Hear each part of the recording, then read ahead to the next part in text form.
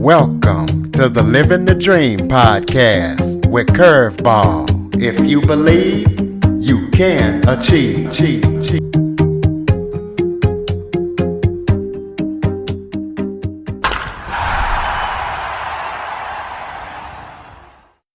Welcome to the Living the Dream with Curveball podcast, a show where I interview guests that teach, motivate, and inspire. Today, I am joined by interior designer and grief expert, Jeanette Chasworth. Jeanette focuses on designing beautiful spaces and designing to help you heal. She has a unique focus on what she does, or unique perspective. So we're going to be talking to her about everything she's up to and why she does what she does. The Color Whisperer. Jeanette, thank you so much for joining me today. Oh, thank you for having me on. I'm very excited to be here and tell you a little bit more about what I do and how it can help people. Absolutely. We're excited to have you. Why don't you start off by telling everybody a little bit about yourself? So I am a California girl, born and bred, and I fell in love with interior design and furniture when I was a little kid. And then I found out I could make money and make a living doing it. And that was like the greatest thing ever. And then I discovered color and just how impactful color is on us. And it's there all around us, having an impact on us. So why not make it a color that impacts you well? And then I learned something called the personality of color.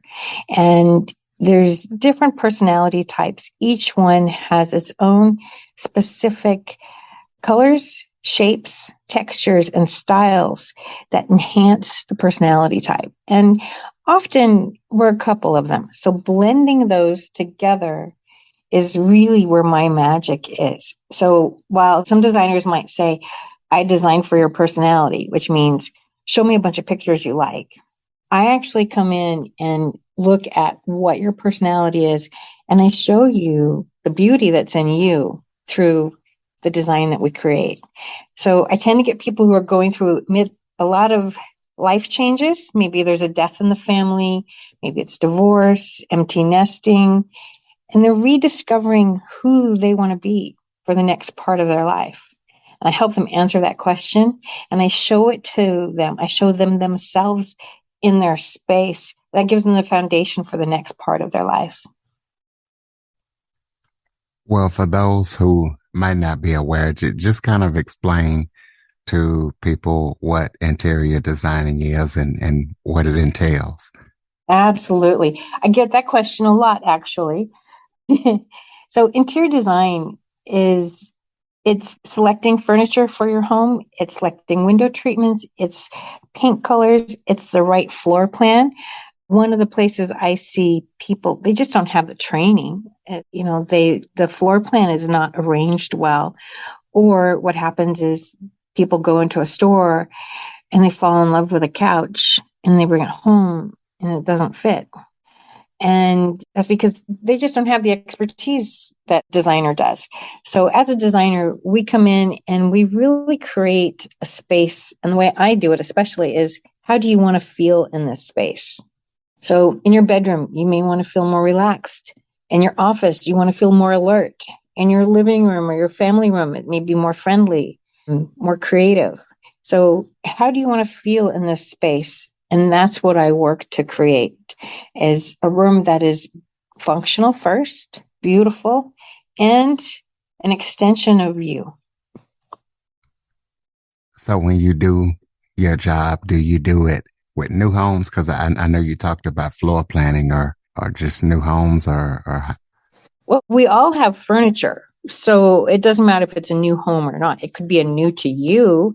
A lot of times your old furniture doesn't fit in the new home or the new to you home. And sometimes there are homes where like there's really only one way it will go. But a lot of times I find that people just don't have the right space plan, or just doing some things like moving a chair can make a huge difference.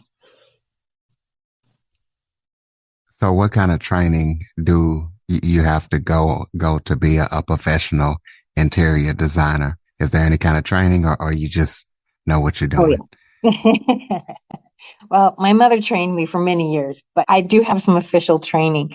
I graduated from the Fashion Institute of Design and Merchandising. I belong to the American Society of Interior Designers, and they have certain qualifications to join.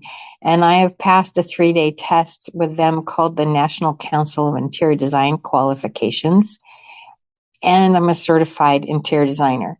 I am also certified color expert. I'm got a couple different ways I'm certified that way. And as a designer, we're constantly doing more CEUs, continuing education units. I'm always learning. So the education never stops. Apparently, I'm always learning because I didn't even know that there was professional designers out there. There are a lot who aren't, but yes, there are a lot of us who are.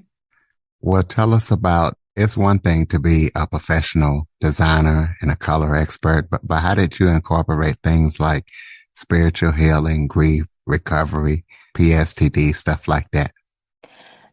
One of my first big clients was recovering from grief. Personally, I've had a lot of grief in my life. It started when I was a year old. My father died. And so I've had to combat that in many ways. My parents are both gone, had a couple miscarriages. So I've been down many of those grief, clicked a lot of buttons on that grief box. But it's something that I've had to fight, discover how to cope with my entire life.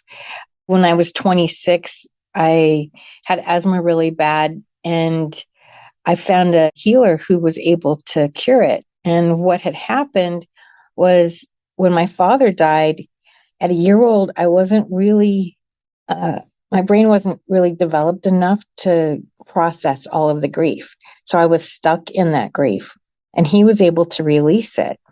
And that was a very powerful moment for me. A few days later, I went home and I sobbed for 3 hours. And when I did, I went to grab a towel. And this voice inside me said, get the green towel. And when it was all done, I said, of course I needed green because green helps you deal with emotional change, which I certainly was going through. And so I looked at that and I said, wow, this is really powerful. And as I added more tools in my toolbox, and I got clients who were going through grief, and I saw how much this transformation of their home and the way I did it, it changed them. One of my clients said she hired me instead of a therapist because I was more fun. And her house had been decorated in the 60s by her husband's ex wife. There was nothing of her in it. And we needed to find out who she was for the next part of her life. And the house needed to reflect her. And that's what we did. And by the time we were done, she was dating, she was having parties at her house. I mean, she was very active socially. When we first started, she really wasn't leaving her house. So that's how impactful this can be. It's kind of like, how you feel in your favorite outfit, like you can take on the world. So imagine if your house could make you feel like that every day. How much more powerful would you feel? Well, in your own words, tell us, go over the stages of grief, kind of break them down, each one and kind of tell us what each one means as a person goes through grief. So you've got the first one, there's anger, denial. When we go through this whole process of like, it's not really real, right? And then you get through, and then from my design standpoint, so I'm well aware of the 5 stages grief and Kubler-Ross and all that, but I'm going to talk about it from the standpoint of your home and how it affects. So at first, you're just overwhelmed. Oh my gosh, this has really happened. How do I deal with this? There's a lot of stuff to clean up, and you're just hanging in there. But what happens when it's somebody really close to you as well is there's a hole that opens up in your heart, and you have to fill it. And how do you fill it? And when my mom died, what I realized is I fill it with more of me. My mom literally was in my DNA. She wasn't gone. She was still here, literally in my DNA. And everything she taught me and everything that, the strength that she gave me, that was still there. So I had to literally find more of me and all those wonderful characteristics that I loved in her, that I could find them in me. And that's how I filled the hole. And so that's one of the things that I help clients do, is fill that hole, because I'm showing them the best of them. So once after, you're going through all that, and at first, some clients, I want to sit in the chair. I can still smell the cologne or the cigarette smoke or whatever it is, because they want to feel close. But then after a while, it almost becomes like a ghost in the house. And they're looking around the house and they're looking at all these memories of a life that they don't have anymore, of a life that can't be anymore. And then they feel kind of lost. It's like, well, I'm not this person anymore. Okay, so who am I? And about the time when they call me is about this point. Who am I and who do I want to be? And they're looking at that chair like, it doesn't smell good anymore. That smell that I was craving earlier, it's like, no, I don't really like the cigarette smoke, or I don't really, they're like, maybe I need a chaise there, or maybe I need a sofa there. So they're really starting to reimagine, how do they live in the house now? Because it's different when you live in a house by yourself than when you live in your house as a couple. It's a very different dynamic. And taking the house back to express themselves, it's an expression of independence as well. And that's how I help them move through that process of, oh, I've got this empty hole to fill. I need to change something. I don't know what that is. And a lot of times when people call me, they've gone into a paint store or a furniture store or a tile store, and they're looking around and like, they're overwhelmed. They can't choose. So if you're suddenly single, I call it, and now you have to find, okay, who am I? There's so many choices out there. And it's kind of like a kid in a candy store. You want to try them all, but you can't really try them all. And they don't really have the energy to try them all. Or most people can't. You can't buy 10 chairs and, okay, let's try them and then let's send them back. It doesn't work that way. So I help them by narrowing down what feels good to them. And I'm showing them, this is the beauty of you. I'm just filling that cup. I'm filling that hole in the heart and showing them what is essentially them. And that's the healing. That's where the healing comes in. I also do energy healing. So for the clients who are open to it, I can do energy healing and help them through some of those difficult parts of the process.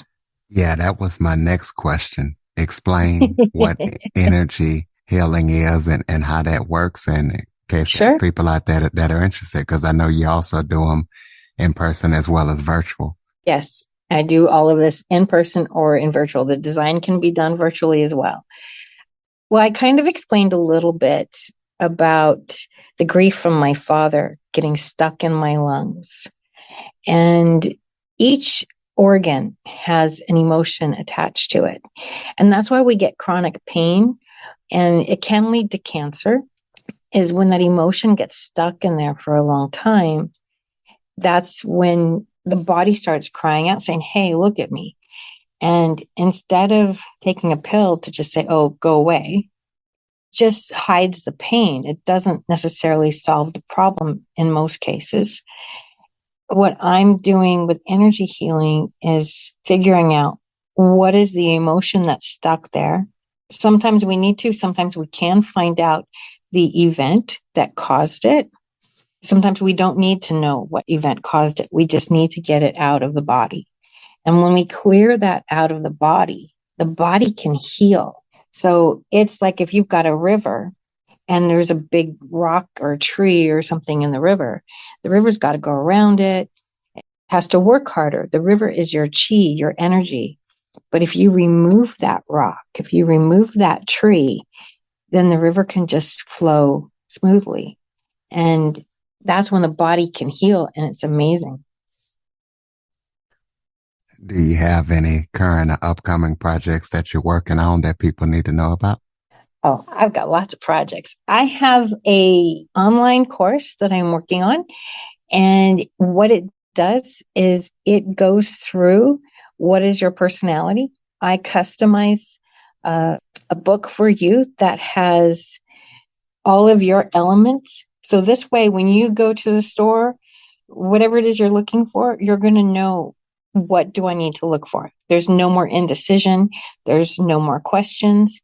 It's a 3-month course. So I'm right there beside you to hold your hand and walk you through the process, whether you want to just rearrange your furniture or you're doing a remodel. This course can help you to see your house in its best light, to experience your house in its best light, and see yourself in your best light. Okay, well, for those who want to get in contact with you and take part in what you're doing, I'll have you to help them, whether it be designing or grief or energy clearing. Go ahead and throw out your contact information. Absolutely. It is thecolorwhisperer.com, just like the dog whisperer, the color whisperer. There's 2 ERs. And I would be very happy to help you in any way I can. Absolutely. Ladies and gentlemen, thecolorwhisperer.com. Close us out with some final thoughts. Maybe something that I forgot to touch on that you would like to talk about, or just any final thoughts that you have for the listeners. Just think, embrace color. Right now, I think we've had a lot of people, there's been a lot of fear of color over the last several years. And really look at, how do you feel in a space? And if it's not making you happy, it's time for change. Absolutely, ladies and gentlemen, thecolorwhisperer.com. Be sure to check out Jeanette's work. Maybe you want to get her to help you do some designing or help you get rid of any kind of grief or trauma that you might have. Be sure to follow, rate, review, share this episode to as many people as possible. Jeanette, thank you for coming on today and sharing your expertise. Thank you so much. For more information on the Living the Dream podcast, visit www.djcurveball.com.